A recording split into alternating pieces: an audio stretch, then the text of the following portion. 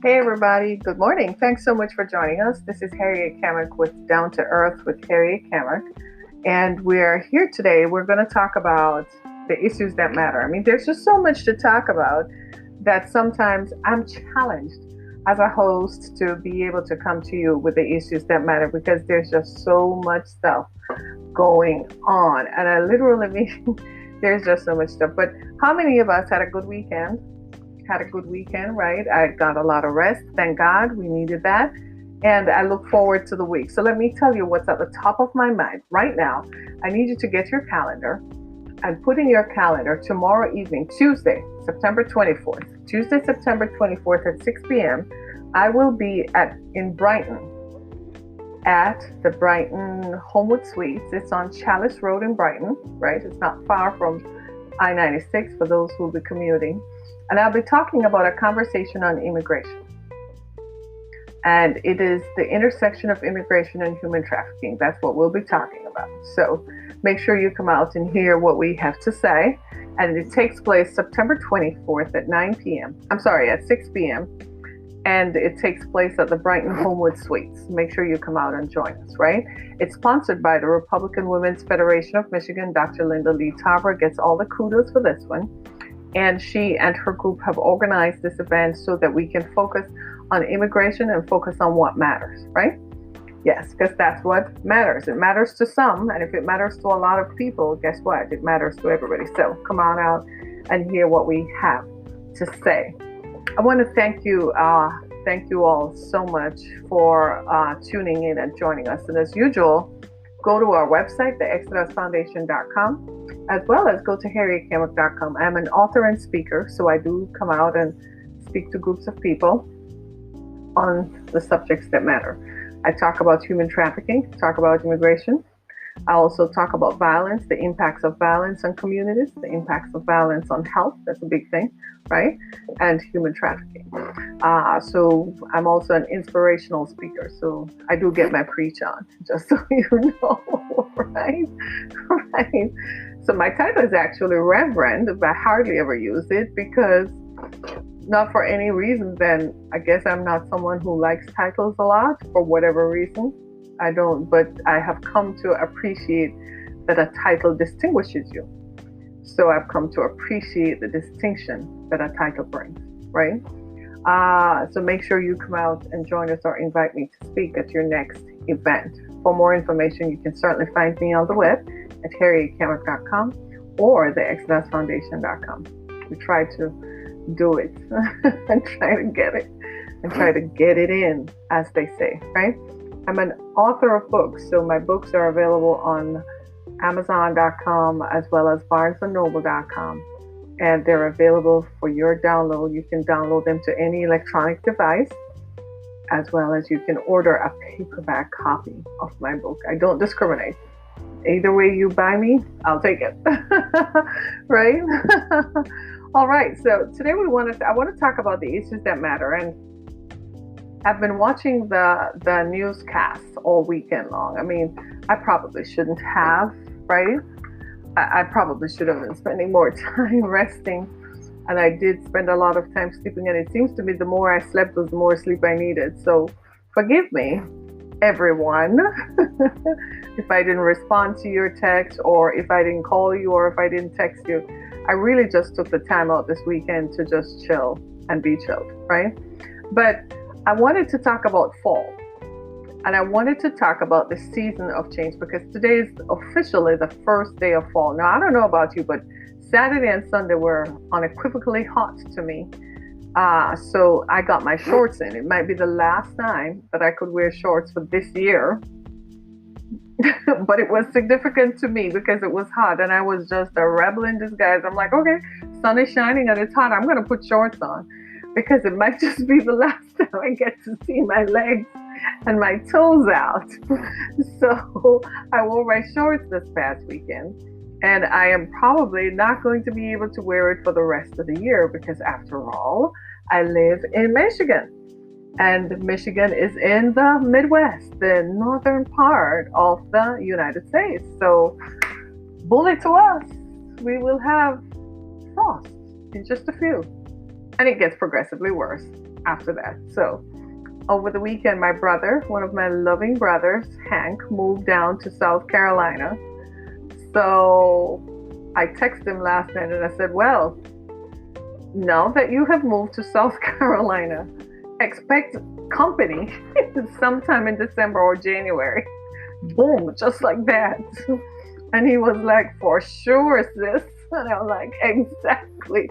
Because there's no way you're going to move down to South Carolina. And I'm not going down in the middle of January when they're like 20 inches on the ground and it's negative 20. I'll be heading down there, right? So I thought I'd just put that in there somehow, right? And I was watching, there's something that in this season of change, there are a couple of things that come to mind. And I was watching Chelsea Handler's. I'll talk more about that tomorrow. On tomorrow's show, we're going to talk about privilege and the prospects of privilege. And I watched Chelsea Handler's documentary yesterday, among other things that I watched this weekend, right? And I was quite intrigued. There was a story there that drew my attention more than her dialogue and the other stuff that she talked about. And we'll focus on that tomorrow. I'll bring someone on who can talk more about privilege and what privilege means and so on. We'll have an interesting discussion. But I found that there was one story that stood out. One story that grabbed me, and it really resonated deeply with me. And that story is about privilege. And it is about a Black woman who, during the 1950s, her priest took a bullet for her because she dared to walk into a store and ask for an ice cream or something like that. And a white man came out and said, "Bitch, I will blow your brains out." And he pulled his gun, and her priest, a white man, grabbed her blouse and stood in front of her, and he was killed. The bullet that was meant for her, he got it. So she became a historian and a curator of modern history. And she's one of those whom you will find at the memorial in Montgomery, Alabama. It's something I'm going to draw attention to. I think every one of us ought to go there because there were over 4,000 Black people who were lynched between 1850 and the end of the Jim Crow era. That's quite significant. That's a lot of people. And those are the ones we know of. There are probably millions more, hundreds of thousands more that are unrecorded. And so when you look at it, it's part of the history. And I know for a lot of people, this is uncomfortable. They don't like to talk about it. They feel uncomfortable about it. But it's the elephant in the room. And at some point, we have to talk about it. So tomorrow, is that one of the elephants I'll be confronting, is the conversation on immigration. It's the elephant in the room. And we don't like to talk about it because we're uncomfortable. Because we think that it has no relevance or it doesn't apply. But America is a nation of immigrants. Everybody here is an immigrant except the Native Americans, except for Native Americans whose ancestry predates the rest of us. So whether, depending on what side of the coin you're standing on, you think, well, I belong here first. Well, your ancestors came from Germany or some other part of Europe, so they came from somewhere else to be here, if you see what I mean. So that's the point, right? And so we'll have that conversation later on in the week when we talk about that. But it kind of grabbed me when I watched it, and it evoked some kind of thought patterns in my mind that I want to explore with you and that I'm going to bring to your attention as time passes. Because I think we need to, it's not something like you can brush under the carpet and forget about. It's something that has to be talked about. And as far as I'm concerned, just talking about it is a starting point. Just talking about it is enough to start it. It's a conversation. We're just going to start the conversation. We're not asking for a revolution or a change. We're just going to start the conversation and watch as the conversation evolves. And the more we have these types of conversations, is the easier it is going to be, because then we get rid of the anger and the emotion. And then we sit down and say, okay, we have a collective problem. Now what can we do about it? Now that you have brought it to my attention, what can we do about it? And that's the first way to solve the problem, right? Right. So I want to talk about fall and the fact that it's a season of change. And I don't know about you, but how many are ready for a change? I know that I am. And it's not just a season of change as implied by the calendar, that we're now in the autumnal equinox. So we're fully vested in the fall. It's because we are in the season of change.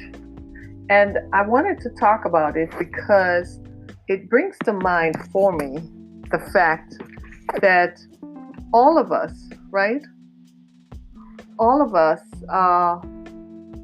have something to do with this.